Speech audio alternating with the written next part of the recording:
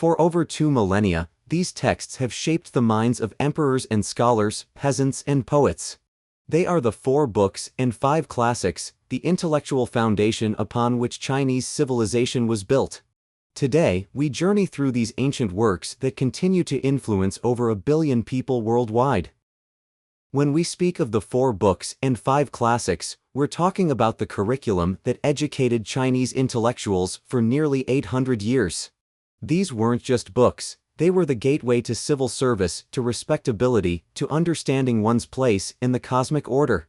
The 4 books, compiled during the Song dynasty in the 12th century, consist of the Analects, the Mencius, the Great Learning, and the Doctrine of the Mean. The 5 classics are even older: the Book of Changes, the Book of Documents, the Book of Songs, the Book of Rites, and the Spring and Autumn Annals. We begin in Shufu, the birthplace of Kong Qiu, known to the world as Confucius.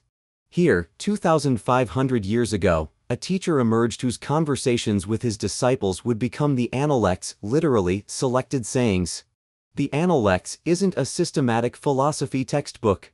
It's a collection of fragments, conversations, moments of wisdom captured by devoted students. Yet from these fragments emerged the ethical foundation of East Asian civilization. The master said, "Is it not a joy to have friends come from afar?" These opening words of the Analects reveal Confucius not as a distant sage, but as a teacher who valued human connection, learning, and the cultivation of virtue. The Analects gave us the concept of the Junzi, the exemplary person. Not someone born to nobility, but someone who cultivates themselves through learning, reflection, and moral practice. This was revolutionary: virtue through education, not birthright. After Confucius, another voice emerged. Mencius, or Mengzi, took his master's teachings and added something radical: the idea that human nature is fundamentally good, and that legitimate government serves the people. Mencius argued that if a ruler loses the mandate of heaven, if they fail to serve their people, then the people have the right to overthrow them. This was democratic thinking 2,000 years before the Enlightenment.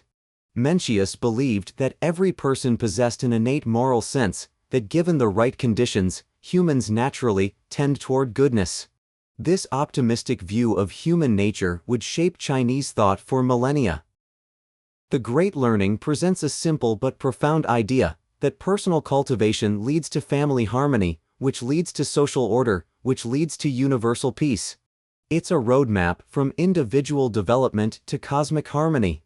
The text outlines what it calls the 8 steps: investigation of things, extension of knowledge, sincerity of intention, rectification of the mind, cultivation of the person, regulation of the family, ordering of the state, and bringing peace to the world.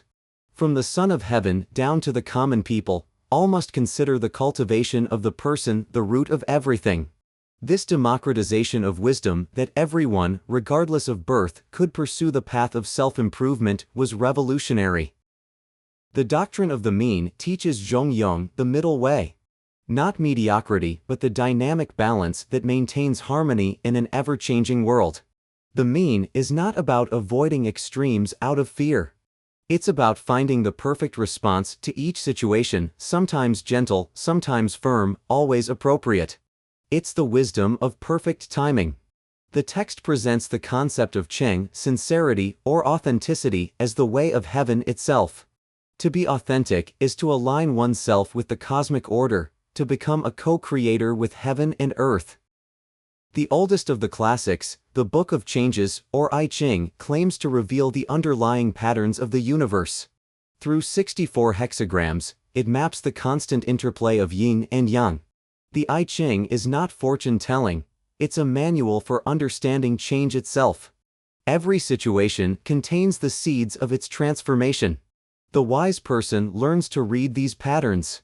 The only constant is change, the I Ching teaches. But change follows patterns, and these patterns can be understood, anticipated, and navigated with wisdom. The Book of Documents preserves the speeches and proclamations of ancient Chinese rulers, from the legendary Emperor Yao to the Zhou dynasty.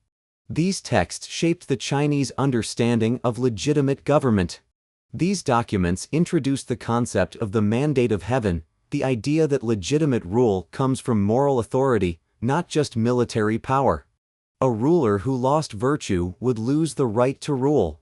Heaven sees as the people see, heaven hears as the people hear. This equation of heaven's will with the people's welfare became a cornerstone of Chinese political thought.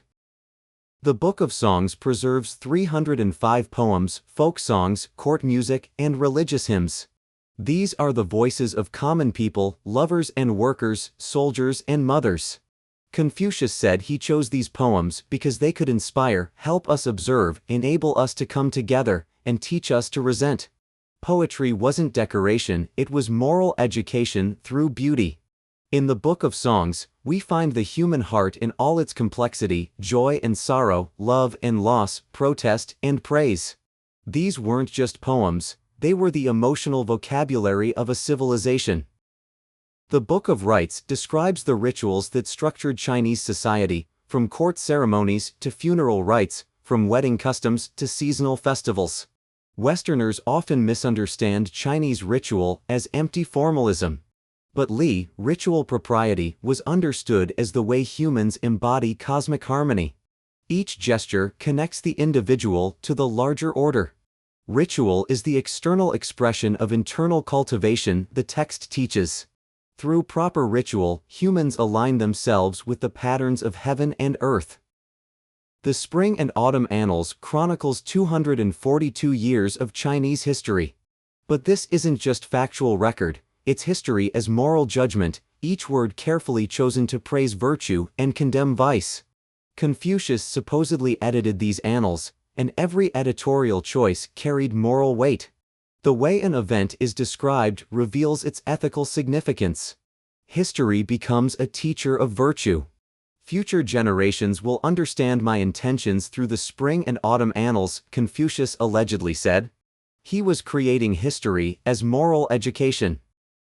For over 1,300 years, these texts formed the core of the Chinese civil service examinations. To serve the government, one had to master these classics. This created a bureaucracy based on learning rather than birth.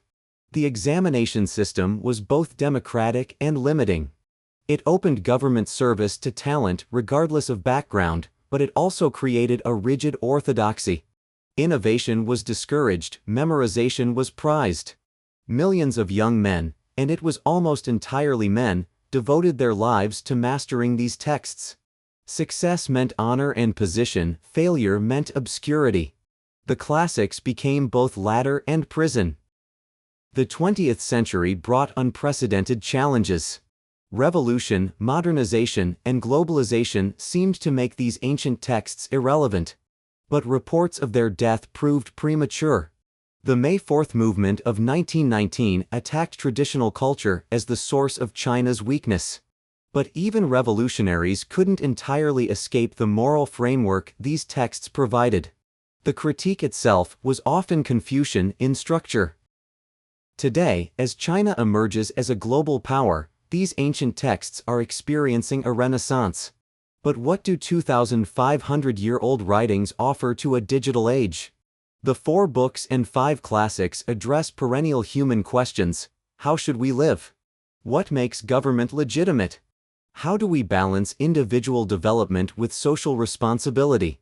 These questions haven't become obsolete.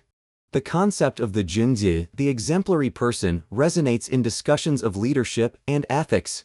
The idea that education should cultivate character, not just impart information, influences educational reform worldwide. The classics speak to contemporary concerns. Environmental harmony echoes the classical emphasis on human nature unity. The call for ethical leadership mirrors the classical ideal of virtuous government. The focus on lifelong learning reflects the classical commitment to self-cultivation. These texts are no longer confined to China.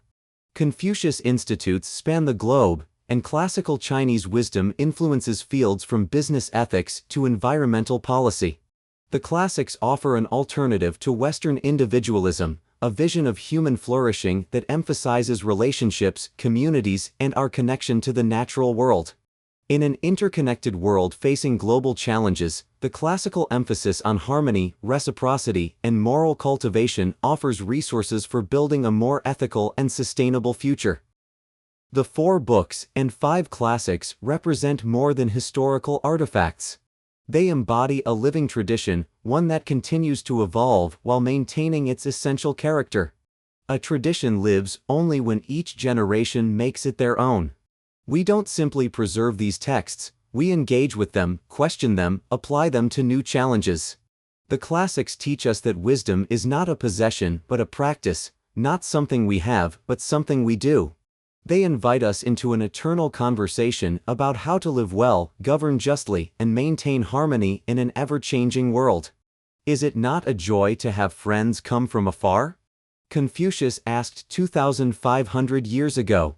Today, through these enduring texts, we can still join that ancient conversation, and in doing so, we discover that the deepest truths are indeed timeless.